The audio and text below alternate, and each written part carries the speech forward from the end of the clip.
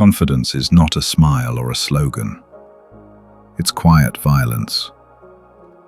The world does not reward hesitation, it hunts it.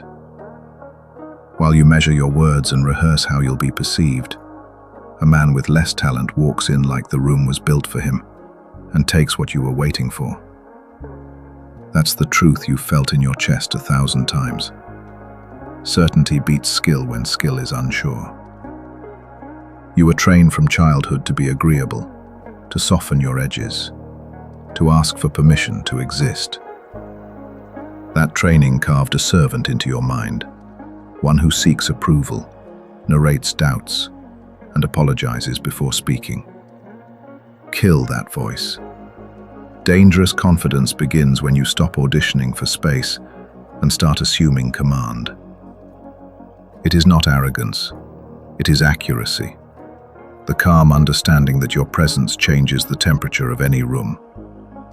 Women sense it before language. Their eyes track stillness and control. Weak men feel it as pressure and look away.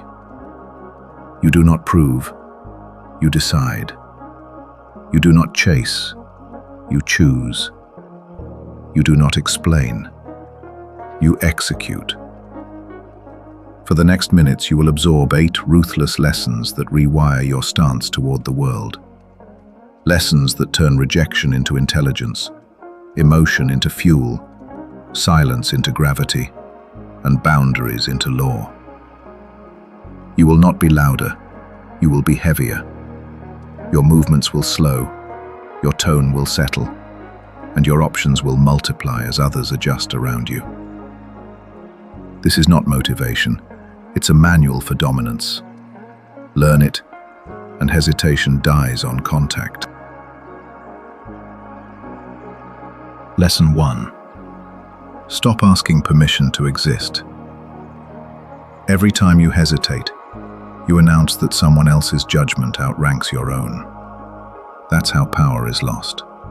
Inch by inch, nod by nod, until your life belongs to the room. Dangerous confidence begins with a simple reversal. Stop waiting to be allowed. Move first. Decide without the committee. Enter as if the floor welcomes your footsteps. When you stop petitioning for acceptance, you project inevitability. And inevitability is magnetic. People don't follow the best, they follow the most certain. Women read that certainty faster than words. They lean toward the man who doesn't scan the crowd for approval before speaking. Weak men over-justify, over-explain, and overstay in conversations that should have ended 3 sentences ago. You will do the opposite. Speak in conclusions. Replace, "Is that okay?" with, "Here's what happens next." Replace, "What do you think of me?" with silence and results. This is not about disrespecting others. It's about refusing to disrespect yourself by outsourcing decisions that are yours to make. You are not here to fit the mold. You are here to set the form. From now on, act like a verdict, not a request. If a door opens, walk through it. If it's closed, test it. If it's locked, build your own entrance. Permission is a cage dressed as civility. Tear it down and watch how quickly the world behaves as if you were authorized all along. Lesson 2. Turn rejection into power.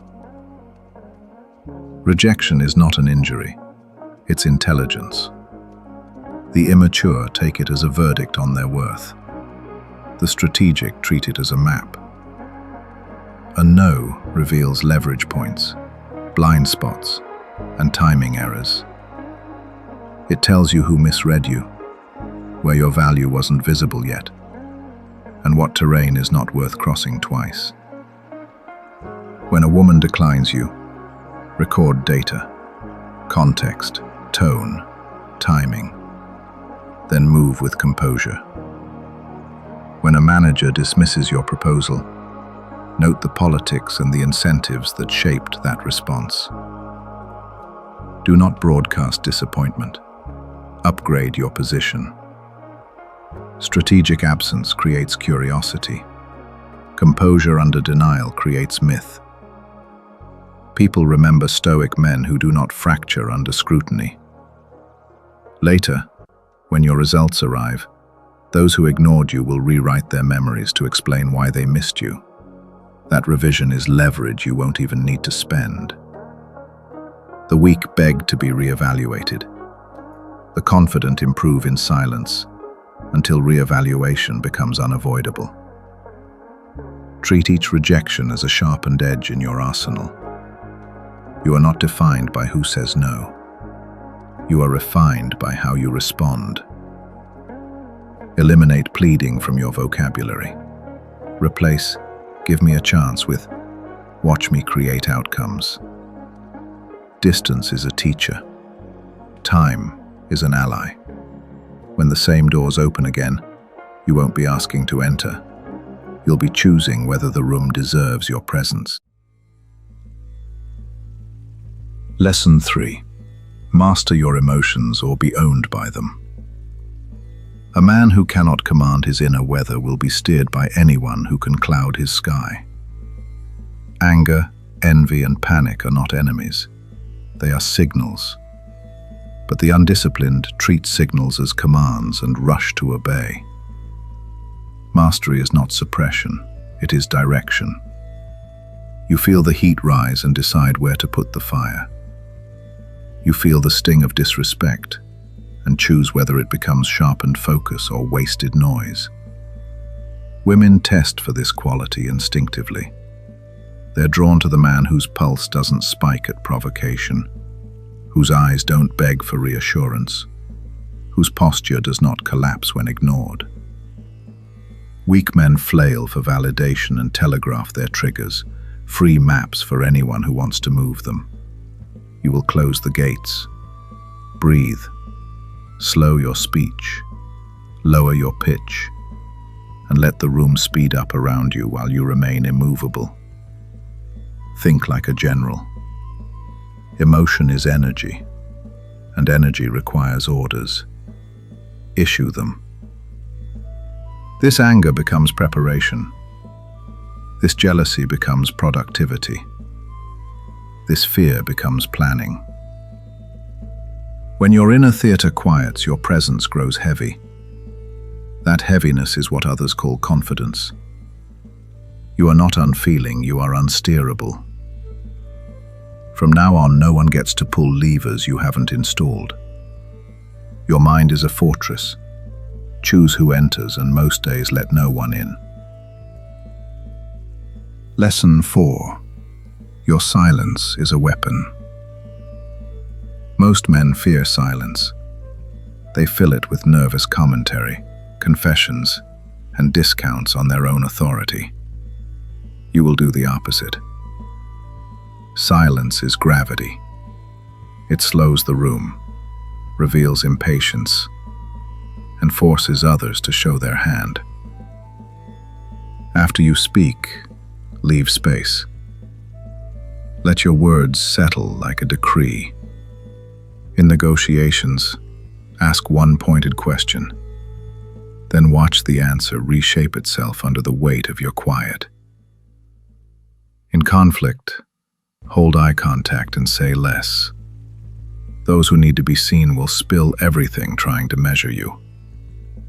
Women interpret composed silence as depth, not emptiness. They lean in because stillness suggests choice. Weak men mistake noise for strength and exhaust themselves performing certainty they don't feel. Your certainty will be sensed, not announced. Practice trimming sentences until only bones remain. Replace apologies with pauses. When accused, say, "I disagree," and stop. When tested, do not narrate your value. Demonstrate it later. Silence does not mean surrender. It means you're not renting your power by the syllable. Let others pay the tax of overexposure while you build interest on restraint. A predator does not narrate the hunt. Lesson 4. Your silence is a weapon. Most men fear silence. They fill it with nervous commentary, confessions, and discounts on their own authority. You will do the opposite. Silence is gravity. It slows the room, reveals impatience, and forces others to show their hand. After you speak, leave space. Let your words settle like a decree. In negotiations, ask one pointed question, then watch the answer reshape itself under the weight of your quiet. In conflict, hold eye contact and say less. Those who need to be seen will spill everything trying to measure you. Women interpret composed silence as depth, not emptiness. They lean in because stillness suggests choice. Weak men mistake noise for strength and exhaust themselves performing certainty they don't feel. Your certainty will be sensed, not announced. Practice trimming sentences until only bones remain. Replace apologies with pauses. When accused, say, "I disagree," and stop. When tested, do not narrate your value. Demonstrate it later. Silence does not mean surrender. It means you're not renting your power by the syllable. Let others pay the tax of overexposure while you build interest on restraint. A predator does not narrate the hunt. Lesson 6. Presence over performance. Performance begs, "Notice me." Presence states, "You can't avoid me." The difference is oxygen. Presence is built from pace, posture, and precision. Slow your walk so the room adjusts to you. Reduce gestures so each one carries meaning. Lower your voice until people have to quiet themselves to hear. You are not competing for attention. You are training attention to come to you. Women gravitate to this inevitability, the sense that you will be exactly the same man whether watched or ignored. Weak men sprint, joke, and juggle for approval until fatigue exposes their emptiness. You will conserve energy and let gravity do the labor. Dress like decisions, not trends. Enter on time. Leave on purpose. When others hurry to fill silence, you accept it as your element. When others crowd the center, you dominate the edges where observation is clearest. Presence is the shadow cast by self-respect. When you carry an internal standard higher than any external demand, people feel it and modify themselves accordingly. From now on, retire the circus. Replace it with a throne. Fewer movements, heavier ones. Fewer words, final ones. Lesson 7. Be cruel enough to protect your peace. Kindness without boundaries becomes a self-inflicted wound. Every time you tolerate disrespect, you trade dignity for temporary harmony and teach predators how to feed. Strategic cruelty is not malice. It is medicine. It sounds like no. It looks like distance. It feels like doors that no longer open for people who prove they don't deserve what's behind them.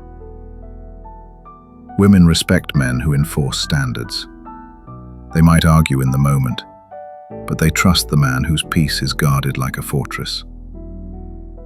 Weak men sermonize about compassion while bleeding out from 1,000 small cuts they were too timid to stitch. You will cauterize. Cut off conversations that circle the drain. End deals that erode your name. Remove yourself from rooms where your value must be defended rather than recognized. Do it without spectacle. Silence is the sharpest blade. This is not about punishing others. It's about refusing to betray your future self for present comfort. Your time, energy, and attention are finite. Protect them with severity. The world will call you cold. Good. Ice preserves what fire would destroy. Lesson 8. Make your name walk ahead of you. The highest form of confidence is reputation you don't have to introduce. Your name enters first, carrying stories of discipline, results, and composure, and people adjust before you speak.